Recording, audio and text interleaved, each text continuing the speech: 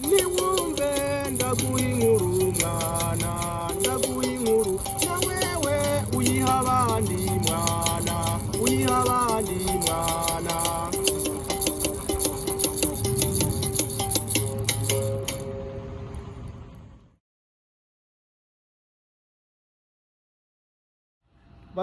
Barundi kazi mwebwe mwese mukurikirana ikirundi c'abarundi ndabahaye mwaramutse.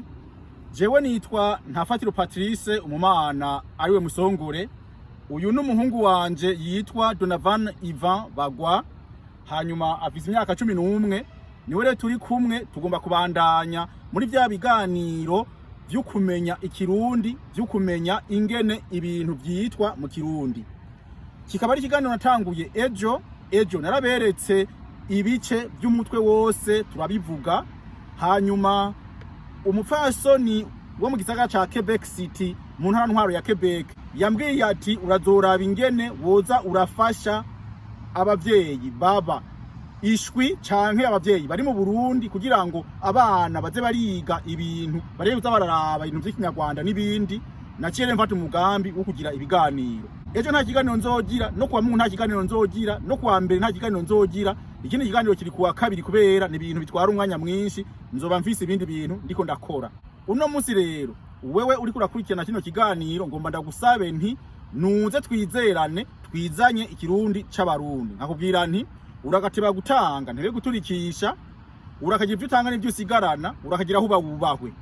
Imihezagiro niyo hanyuma. Ejo twari twabonye ivy'umushatsi, umutwe n'ibindi byose gushika ngaha. Uno munsi n'ukuboko. Uno munsi tuza kuraba ukuboko. Ukuboko niko tuza kuvuga aho. Hanyuma rero ibintu biranga ukuboko. Izina rya mbere ry'ukuboko ni urutugu. Urutugu rero nuru ruri ngaha. Iri gufu umuntu yumva ngaha nigwo rutugu. Kandi nanje ni wanje nigwo guru. Uru nigwo rutugu. Hanyuma rero izina rya kabiri ko uyu muhungu wanje Donovan Ivan atambaye impuzu nziza jerekane haca haba izina rya kabiri niri akabeshi.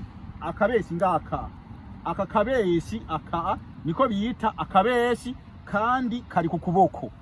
Aho rero sinagombye kwerekana akabeshi k'umwana wanje. Izina rya gatatu fundika gutyo.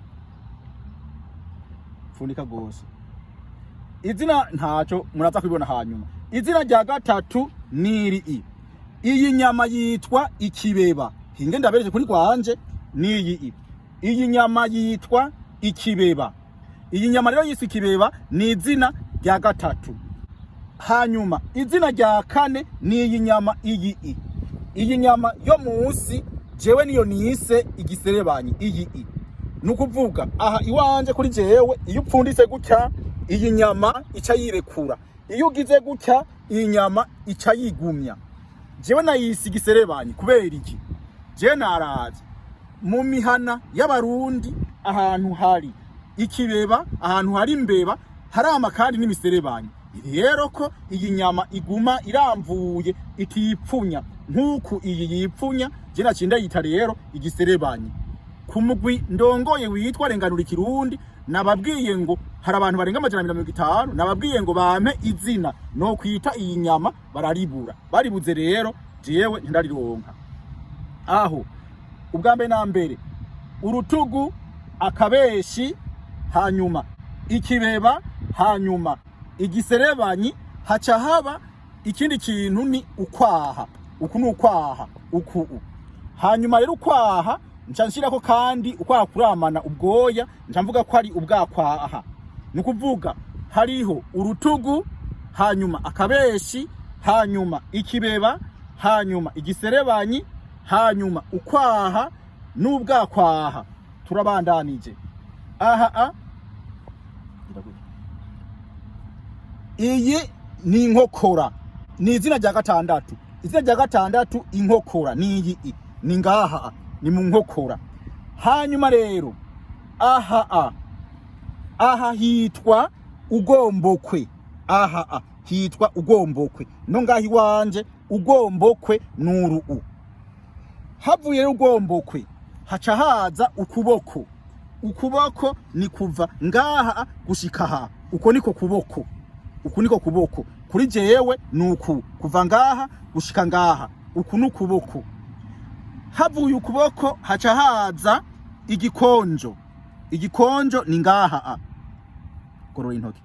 Igikonjo ni ngaha, nico citwa igikonjo. Kubisanzwe bavuga ko iki cyose ari igikonjo, mugabo igikonjo naha aha niho ari igikonjo.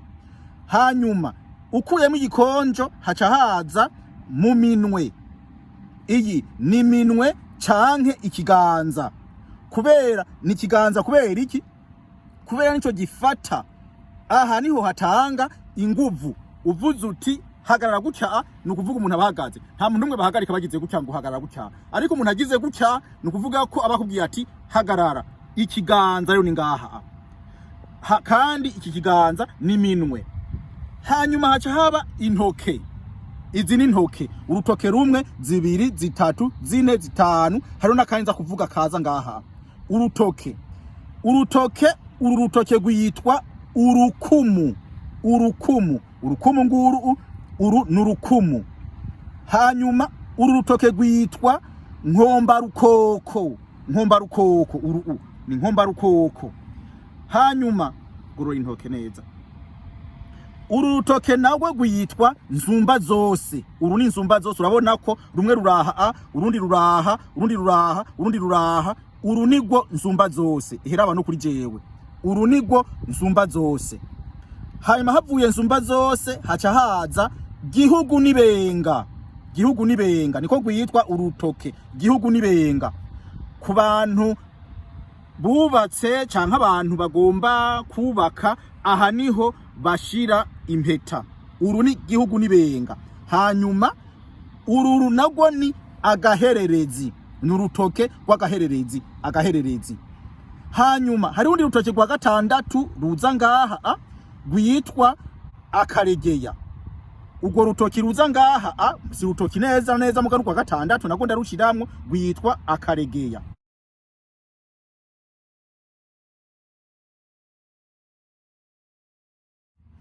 Ndasubiramwo rero.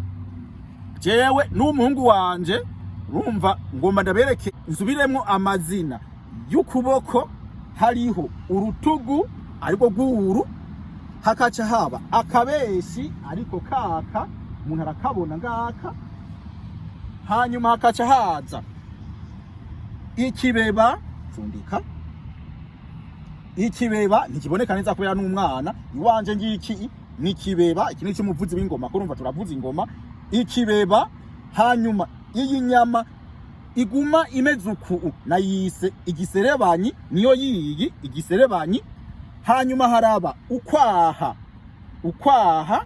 Hanyuma rero mukwaha nashitse ko n'ubgakwaha kubera nabwo nyene ni ikintu kibaho. Hanyuma inkokora. Inkokora ni iyi Inkokora. Hanyuma aha hitwa Urwombokwe. Urwombokwe nk'ubu gutwara ibintu ku Rwombokwe nukubitwara gutya. Bavuze ngo umuntu ariko atwara ibintu ku Rwombokwe ni ibintu umuntu atwara ngaha niho byavuye Urwombokwe. Hanyuma hakaca haza ukuboko. Kuva ku Rwombokwe gushika ngaha ni ukuboko. Hanyuma ukuboko haca haza igikonjo. Iki ni igikonjo. Hanyuma hakaca haza mu minwe. Iyi ni minwe canke ikiganza. Hakaca haza intoke zitandatu. Muga ngaho umuntu avuze zitanu, hari abavuze zitandatu. Hakaca haba urukumu.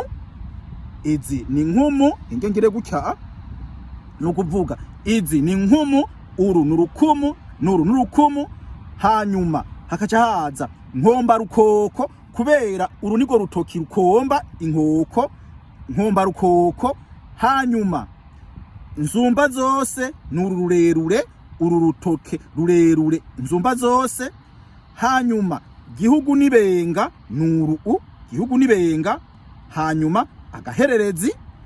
Havuye Agahérerezi haca haza iki? Haca haza Akaregeya niko kaza ngaha. Aho rero murabonye iki kiganiro ngomba kugiheraheza. Uwo mupfasoni mu ntara ntwaro ya Quebec namurungikiye ico kiganiro ejo acambwira ati mugabo yabo baturirimbira none rero ndaza kuririmba akandi karirimbo hanyuma sakaririmbo karyoshe gose mugano kugira ngo abana bashobore kuririmba. Ubu rero wewe ariko urakurikirana kino kiganiro urakaramba urakagwira uragahora ku ngoma. Hanyuma jewe mba ndiko nigisha abarundi n'abarundi kazi, je mba ndiko nigisha abavyeyi nabo ngo bace bashobora kwigisha abana. Ndiko ndavuga ngo Urwombokwe ashamwereka ati subiramwo Urwombokwe sico kimwe naho byo bitariho, amubwira ati Nsumbazose ati subiramwo Nsumbazose, ko n'umuvyeyi azoba bizi ntazovuga ngo ntavyazi bizoba biriho. Aho rero wewe wakurikiranye kino kiganiro hamwe wariko wadufata amajwi, wariko wadufata ninde n'umuhungu wanje wa mbere yitwa Parfait Presentant Bonwa, niwe adufata amajwi adufatana ninde. Rero ndamushimiye nabagwa Donavan Ivan, ndamushimiye namwese ndabashimiye muri ko murakurikirana kino kiganiro, murakaramba murakagwira muragahora ku ngoma, murakagira ibyo mutanga n'ibyo musigarana, murakagira ibanga nibango mubangiramwo imbuto ari kibisumba byose, murakarenga abanzi barengutse murenguke abanzi barenganye, bishetse mukarengukira icyarimwe bobo barengukire ukurengwa nakagaruka.